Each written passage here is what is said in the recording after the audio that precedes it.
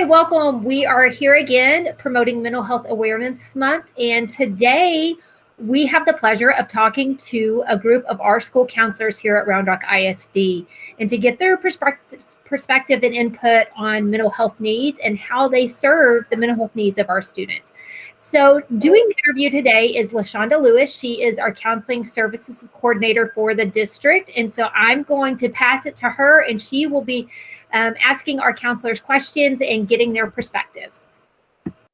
Thank you, Amy. So we're really excited to have this opportunity to share the information that our wonderful school counselors have in regards to supporting our students each and every day within their school settings.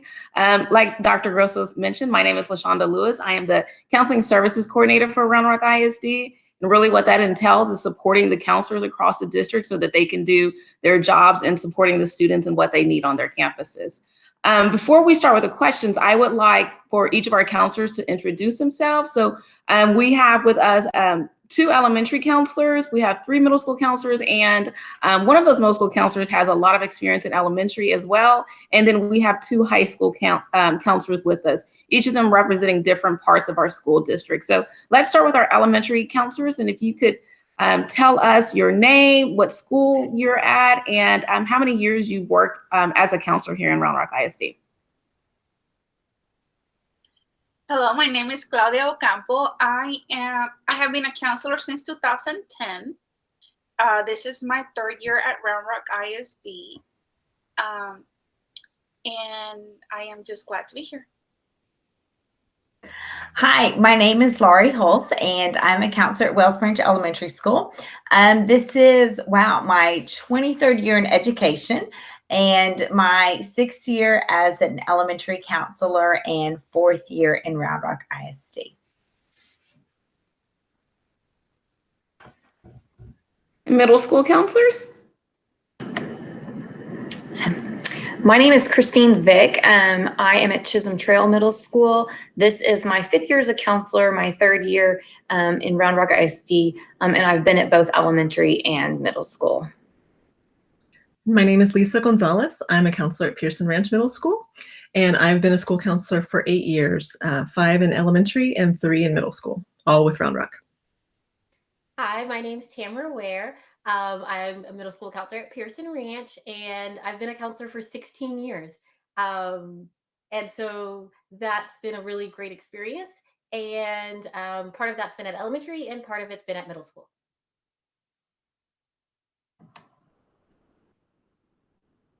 In high school? Hi, I'm Holly Browning. I'm the lead counselor at Westwood High School. This is my 9th year at Westwood and 9th year at Round Rock ISD. Hi, my name is Brandi Beasley. I have been a counselor for 4 years. I've been in Round Rock for 9 years, actually. I'm at Cedar Ridge High School. I've spent my entire time there. I was first a high school teacher there and then moved into counseling after that. So.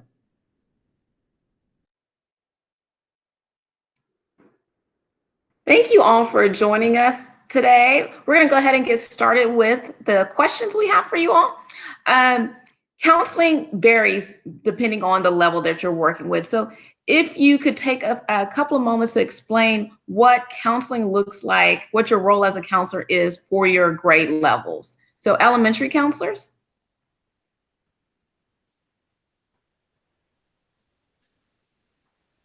Well, I know at our elementary, I feel that the school counselors is the social and emotional and mental health expert. We're the ones that we have to have a master's degree. We have to have so many hours of internship. So we're the ones in our campus that know mental health, and we have all the resources to help and support our students socially, emotionally, and with mental health issues, as well as supporting the parents and the staff. So I feel it truly is an honor to serve our children, in that capacity. And just to piggyback, just another role that we do as counselors too, ditto on everything you said, but also just providing individual counseling and group counseling for students maybe going through trauma or divorce or social skills or peer relationships or even friendship groups. So we do offer a lot of support in those areas as well. Thank you, elementary counselors. And middle school, can you explain what your role looks like for working with your middle school students? At middle school, the students, it's such a unique time in their lives. They're not little kids anymore. And so they've got new responsibilities, but they're not big high schoolers either. So they're not ready for complete independence and really starting to make a lot more choices on their own. And so they change so much. If you think about when they come in sixth grade and they're so young and just starting out, and then as they leave us heading into high school, really making choices about careers and the learning paths for themselves. And so as middle school counselors, we work to help them process their emotions, because there are a lot of emotions in middle school, and really think about their feelings. We want to help them think about the choices they make and how it's going to impact their lives and make those connections. And then really start to think about that future. What goals do they want to have? So we're really working with that whole child approach. Thank you, middle school, high school. What does it look like for the work that you do with your students on your campuses?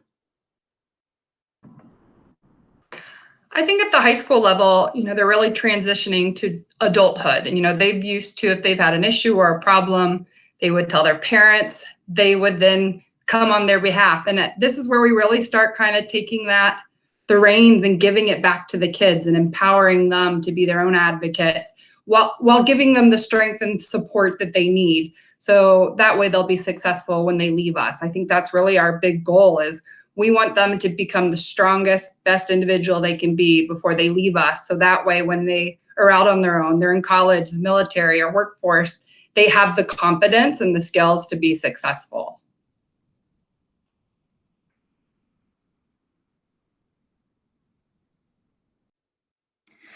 I think all of you were able to kind of articulate what the vision is of counselors, whether it's elementary, middle school, or high school, and whether it's Round Rock ISD or any school district for that matter. It's really working with that whole child and helping them to grow socially, emotionally, and mentally from the time they walk in our doors as pre-Kers until the time they cross that stage at graduation.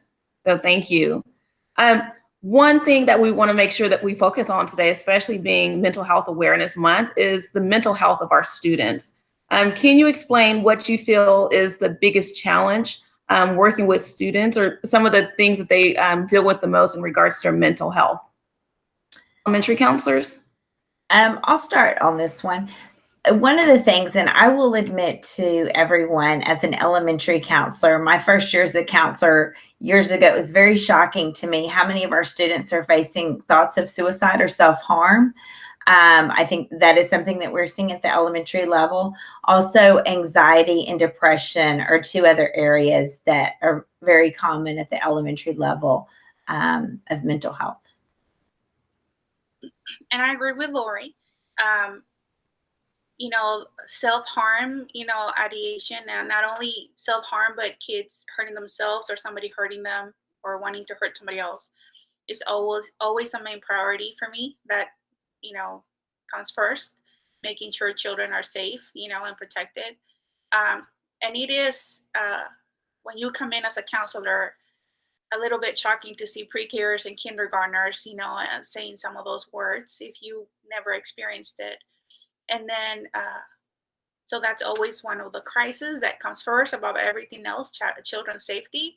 And then, but I also think it's very important, that proactive piece of the counseling lessons, making sure counselors are in the classrooms, teaching our counseling lessons to help with that anxiety and that depression, to build up and give them those skills, how to deal with those feelings.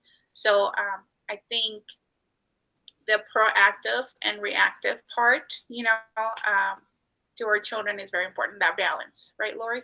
Definitely, yes. Middle school?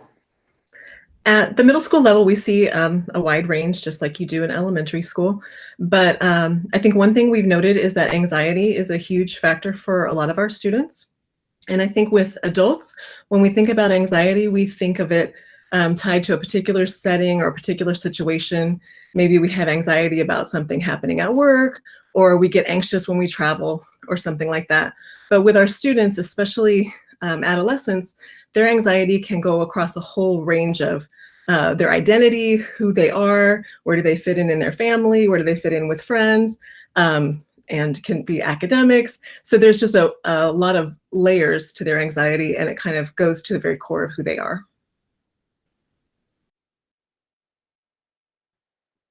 As they transition to high school, what do y'all see with your high school students? I feel like we see a lot of the same things. General anxiety, just stress management in general.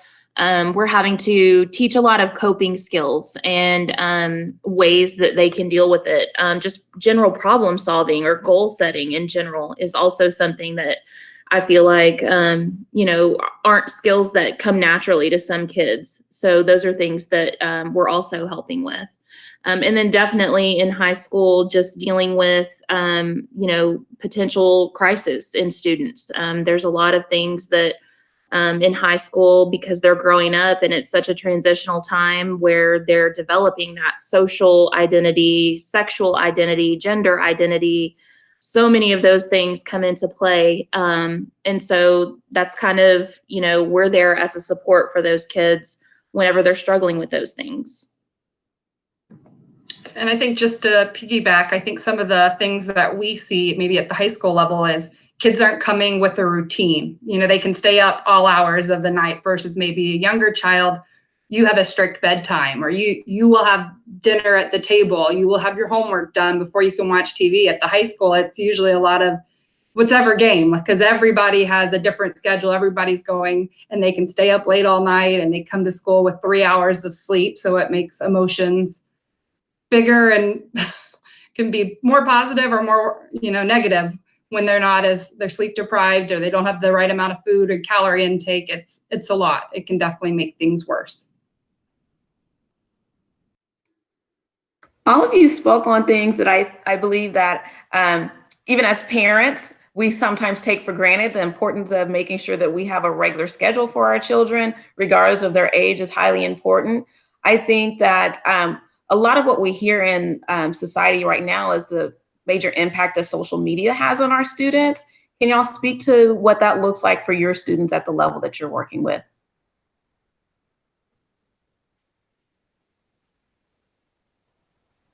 Well, with social media at the elementary level, the thing I see the most is my older upper grade levels, like 3rd, 4th, and 5th, that they start having TikTok and Instagram, and what I feel is it starts affecting their relationships and their friendships, because when you post things on media, you lose the tone, and then things get misinterpreted. So what I help my students deal with repairing those relationships once they've been fractured through social media, and then they can apologize on their choices and behaviors, right, and rebuild those relationships. That's what I see the most. Lori, what do you see? Something, I kind of wanted to touch on, because I feel, social media so much impacts our older students, and like you said, 4th and 5th grade, and then definitely middle school and high school level. But as far as just internet, something I see the most with our younger kids are our students that play games, and they're playing interacting games where they're strangers that they're playing with. And that's something that we really do hit on with our lessons about not giving out personal information. But to me as a counselor, one of the saddest conversations I ever had with a child, we were talking about friendships. And this child told me that their best friend was somebody that they met online, and they had never met this person face to face, but they just played, I think, Fortnite or some game with them every day, from like the second they got home till time to eat and then time to go to bed. But that was their best friend. And so I hear that quite a bit with some of our younger kids in elementary school, that those are their friendships and they're people that they are meeting online who they've never truly met in person. So to me, that is something that I see as an elementary counselor that's just very alarming and scary for me.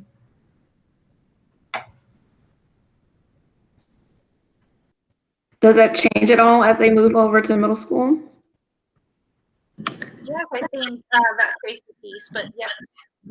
I think that in middle school, you see like social media has a huge impact because a lot of kids are first getting their cell phones. They're finally having social media for the first time. They're getting permission to have it.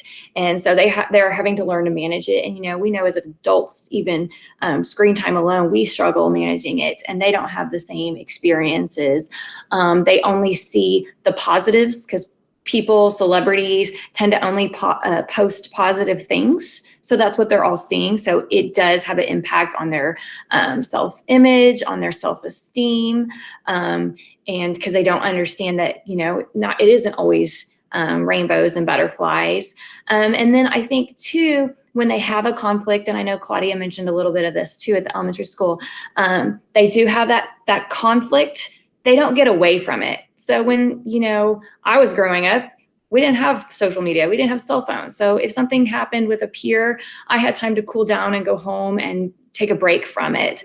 A lot of times it's happening at home still from something that maybe happened at school, and they don't have the ability yet, because their brains are so socially connected at this age, to realize, what, I can put this down. I don't have to manage this. And so there is a skills piece that they seem to really struggle with at middle school. Like Christine was saying with the skills piece, we try to be there when the kids, if something happens, but we also really try at middle school to be proactive with things like going in and doing classroom lessons. One of them helps the students compare online behaviors to real world behaviors, because they know, in middle school, how to be nice to each other in person, but sometimes when they get behind the screen, they don't make that connection to those actions. And so we do lessons on that. And then we'll also do campus-wide things. Like this coming Friday is National Be Kind Online Day. And so we'll be doing activities to help promote that and remind it, especially with our kids right now interacting so much online.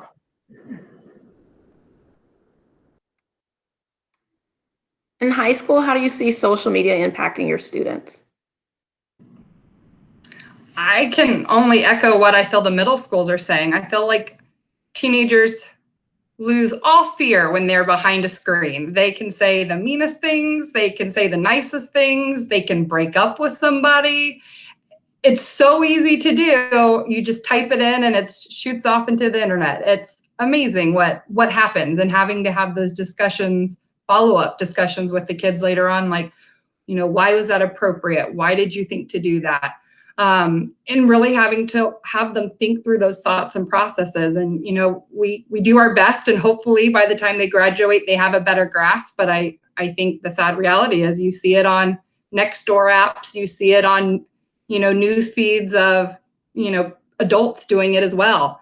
And I think a lot of it is a lot of adults didn't, again, have social media as a child, as a teenager. They really never were taught what's appropriate and what's not. And we hope people get it and understand and learn what's appropriate, but you really do have to be taught. It's not something that comes just innate to everyone.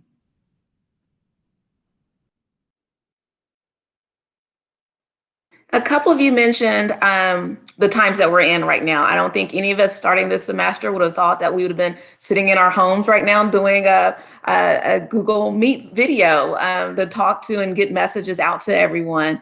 But with the times that we're in, a lot of our students are spending a lot of time on social media, a lot of time just on a device. And a lot of that has to do with schoolwork, just in general, stuff that we really want them to be doing.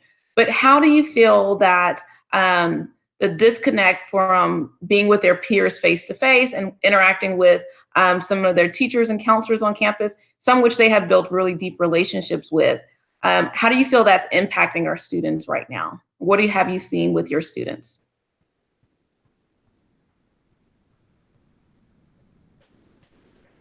I guess I'll jump in. I mean, I'll be honest, it's killing me. I worry so much about the students. Every morning, one of my duties is just sit there and greet each kid as they enter the building, and I get to have face-to-face interaction with every child. And that's been so hard for me, not knowing how, 500 kids at Wellspring Elementary, how they're doing, not being able to see them face to face. and, just worrying about them. So it has impacted me, just not being able to have that connection with them.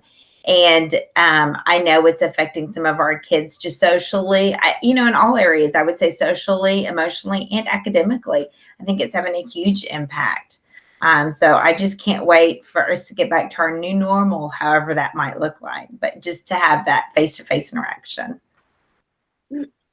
I agree with Lori. We're all trying to deal and adjust to the new normal, like she called it. I have been reaching out to some parents, checking on some of my students, and a lot of my parents have commented how children are feeling kind of lonely and disconnected with their peers and their classroom mates and their teachers, and missing that routine and the procedures that bring you safety. So what we know about Dan Siegel, that when we feel safe, and all the neuroscience, that when we feel safe, we're connected, we're able to control our behavior. So a lot of these children I think they're so young that they cannot fully comprehend the situation that we're in. Then again, they can absorb from the environment that something is not normal or okay, right? So it might affect their sense of feeling safe in their environment. So a lot of my parents were sharing how their kids are starting to have meltdowns at home, and having arguments with siblings, having attitude, my 4th and 5th graders, with parents regarding schoolwork or regarding siblings. So I think that's kids' brains trying to let parents know, hey, something's going on, I don't feel safe. But then again, our parents are trying to deal with the situation, work from home, be teachers. And so some of my parents themselves they're flipping their lid as well, right? They're not feeling safe. They don't know if they might have a job. So I think we're all trying to deal with this new life. And then I just share resources regarding what can they do at home so their brain can feel safe, connect, have some bonding time. So I've been sharing a lot of resources with my parents because we're not only worried about our children's mental health, but also our parents' mental health. So That's what I understand.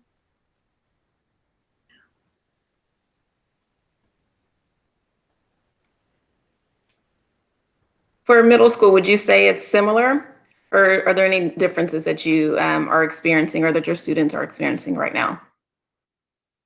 I would say definitely we're seeing students having that a hard time sometimes feeling connected to the learning, and remembering, why it's important to still continue, and making sure that they're staying on top of assignments. But on the positive side, I've actually been really impressed with how our middle school students have figured out to stay connected. We're seeing study groups formed. We're seeing friendships linked in them coming to meet their teachers in their Google chats, and really making some new friendships that didn't exist. Our campus just hosted a talent show, an online talent show, and we had some students who on campus were really quiet, and you didn't hear quite a lot from them, and they actually decided to submit a talent, and really, it was kind of neat to watch them shine, and that's something they wouldn't have done had we been in the whole campus setting. So it's been, we've had some positives come of it. I like that. I think it's important for us to remember that while sometimes we focus on the negative parts of being, at home right now and socially distancing ourselves from everyone, it's important to understand and see that there are some positives that are coming out of this as well. High school, how are you seeing this impact your students, whether positively or negatively? I think on our campus, at least the students that I've communicated with, I've gotten several emails of students just expressing their overall frustration at not having the ability to have that one-on-one or, small group stuff with teachers, not being able to have peer interactions. And then a lot of them that maybe don't have support systems at home, the school is their substitute support system. So the teachers, the case managers, their peer groups. So those are all things that they rely on to cope on a day-to-day basis and be successful. And so I think without those systems in place for them and that building to go to, every day, that has become very difficult. And then also I've seen students struggle because they've had to go out and get a job. They are now considered a breadwinner for their family. And in order to help their family kind of stay afloat during all this, they're having to try and struggle and figure out that work-life balance, which as a teenager, we know that's difficult anyway. And especially with everything that's going on right now, just the added stress of all that on top of it sometimes becomes too much. And then the only other thing I'll piggyback on is I feel like with our seniors, a lot of them are dealing with grief and loss right now, in the sense that they feel like their senior year, this should be the most exciting couple months of their 13-year education span has been taken from them. And they're hearing it, and their parents feel the same grief and loss because they've been watching their child work so hard that they're experiencing it too. So a lot of families are dealing with grief and loss. Like if they lost a relative, they're losing an experience. And I think that's very hard. And then a lot of them feel guilty for having that feeling because they're like, but at least we're healthy. So we shouldn't complain about first world problems. But we have to keep telling these kids, these are valid feelings. You are allowed to feel like you were jaded out of the end of your high school career, because this should be an exciting time and it should be full of surprises and all these new experiences. And it is unfortunate that they're getting kind of overshadowed with the negative. I think that's really important for us to keep in mind that whatever feelings people are having are okay. It's how we deal with those feelings that become the concern. And I think a lot of times for adults, it can be really hard for parents, especially, to understand that what their child is going through really needs to be addressed, and for them to allow those feelings. So what would you tell your parents of the students at your level in regards to supporting their child's mental health? Well, I think the main thing they can do is pay attention to early signs and look for help. Your school counselor is a great resource for you to reach out, even if it's like, hey, this is what's going on, I don't know what to do. And if it's out of our scope and sequence, we can be the bridge with resources in the community that can do free counseling or free resources. So the most important thing, I think, is to pay attention to early signs that your child is struggling or that you yourself are struggling, and then reach out for help.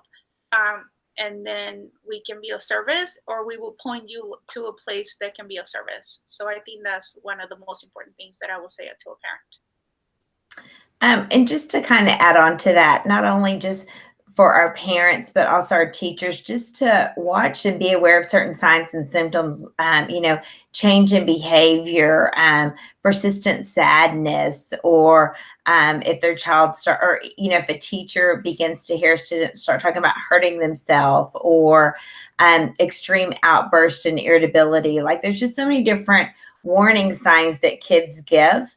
And I think we need to, train our parents and teachers to be proactive in looking at those signs. And, what can we do to help the child? And just, at least 1 in 5 of our kids probably at the elementary level do have some kind of a mental illness. And, over 80%, we don't even, we're not identifying. I'm not saying it's a fault of the counselor, but it's out there, but there's just a stigma attached. And, we need to get help for our kids and convince the parents that it's okay to get help, whether it's for them or their child, and even our teachers, but that, a lot of us need help and it's okay. Just to take away that stigma with mental illness. I guess I would like to add as well that, or teachers and parents, that the most important thing with mental health illness is connection and attachment. Having, for the child to have someone safe that they trust, that they feel connected and they have a bond with, so that they can express, any thoughts or feelings that they might be going through or struggling with. So whenever parents see those signs with their kids, just having some quality time where they can connect and bond with their children.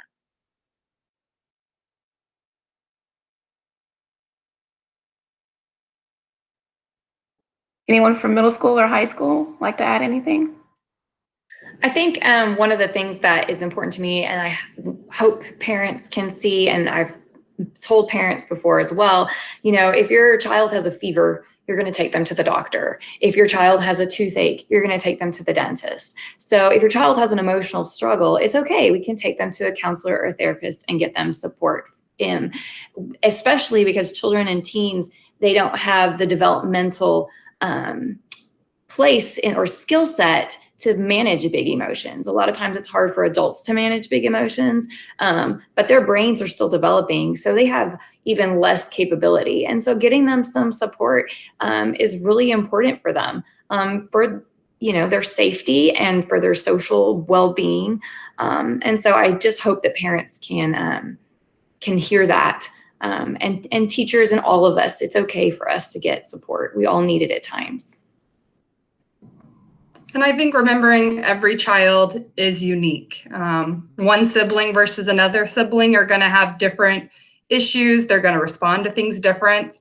I think it's really easy to be like, well, their older sibling wasn't this way, or when I was their age, I didn't have this issue, or I got through it myself. Everybody handles things differently. Even if they are your same DNA, we all handle things differently. And I think keeping that in mind, so we know that we've got to meet the child or the adult where they are and how they're processing. We've got to meet that head on. And I think that's just really important to keep in mind, because it's such an easy thing to just slip into that habit.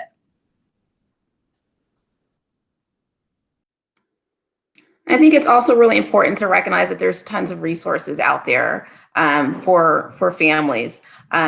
We know that each one of our campuses have counselor websites with tons of available resources. Your counselors are available to parents and students at all times. And then there's more information on our district counseling website. And we have been fortunate enough this year that Round Rock ISD has partnered with Bluebonnet Trails Community Services to provide therapy services to our students free of charge to them. And so it's just extremely important that people realize that they're not alone in this, and that even though it may be scary to reach out for help, it's really important and valuable to get that support. May is Mental Health Awareness Month. And as we close out this session today, I just want to get your thoughts on why you feel it's important that people recognize mental health awareness.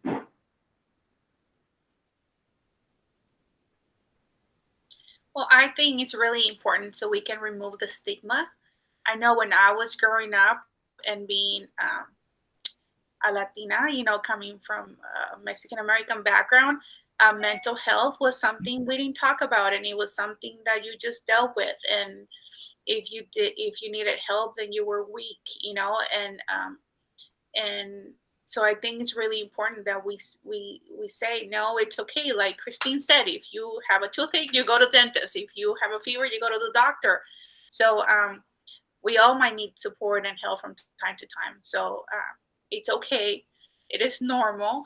We all struggle at times. So I think it's really important. Lori? Pretty much everything, exactly what you said too. I mean, I feel that there is this stigma attached with receiving receiving help, whether you're going to a counselor or a therapist. And a lot of parents, and even us as teachers, we might be like, oh, that's not my child. I have two girls that are in high school, and we have a key word. So, I don't feel your child's going to come to you and say, I'm thinking about killing myself today. That's just not normal. But we have two keywords. One keyword, they can text us or write it down if they're in a certain situation where they shouldn't be, and we pick them up without questions asked. We have another keyword if they're feeling a little lonely, depressed, that they can text me that keyword or put it on a Post-it note. And I know they need a little extra one-on-one time with me as a parent. And that's something I do with my girls. And so I just think as parents, we need to be aware of what's going on with our children. And as, Ms. Vick was saying, get them the help they need, just like you would take them to the doctor or dentist. It's okay. But as parents, I think sometimes we think we're not being a good mom or a good father if our child does need to go see a therapist or counselor, that we have failed. And as parents, we need to realize it's okay. And it's okay for us to get help too, that we're not, superheroes.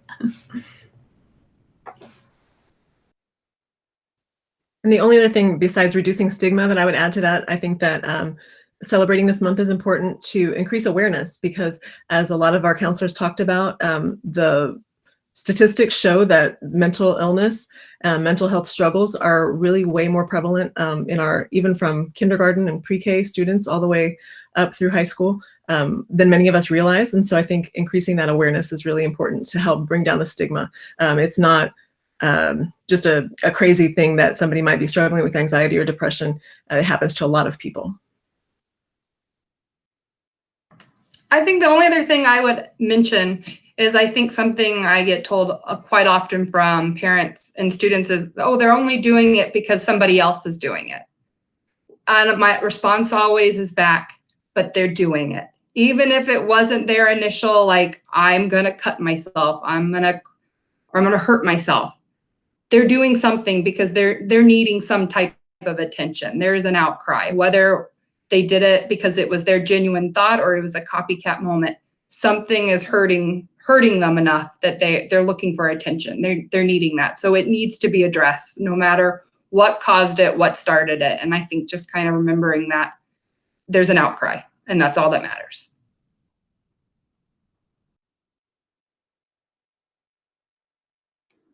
Well, I want to thank you all for taking the time today and meeting with us and spreading the information about the importance of the role of school counselors on your campuses, but also the importance of addressing mental health. Like each of you spoke on, it's not something that we have to work through on our own. There's tons of support out there. We just have to reach out for that help. So thank you. I'll turn it back over to you, Dr. Grosso. Yeah, thank you so much for being representative of the numerous counselors we have all across the district on every campus, and really showing of how if our parents don't know where to turn, they know something's different with their child and they can't put their finger on it, they don't have to know completely. They can reach out to one of you and you can help walk them through of what the services they need, what support they need, and that's your role. And that's what you've been trained to do. And that's what y'all's passions are. And so thank you not only for talking to us today, but what you do all year and how much you care for all of our students and our staff. You do a lot of work with our staff too. And also just really appreciating how much y'all had to pivot from counseling profession is built on face-to-face relationships in person, and how y'all have had to totally alter that and find new ways to connect with our students and our families, which is what you have done the last 2 or 3 months. I can't even remember for how long now. But thank you so much, and for being a voice for your campus and for our district.